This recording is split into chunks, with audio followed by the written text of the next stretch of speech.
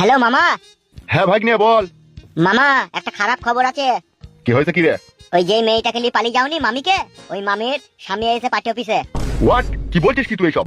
हम जो कुछ भी बोलता है ना झूठ नहीं बोलता है मामा, सब सही बोलता है। দাই গুদ মারানি ছোড়া, বাংলায় বলতো।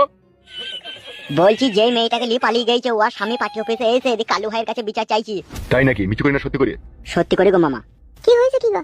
এই কালু কি বলছিল কি? कालू एमएलए साहब ने बोला कि देखो तुम्हारा पति किसको साथ गया है किसको साथ नहीं गया है ये मेरे को मालूम नहीं है, ठीक है। ই কি বে, বাংলায় বলবে?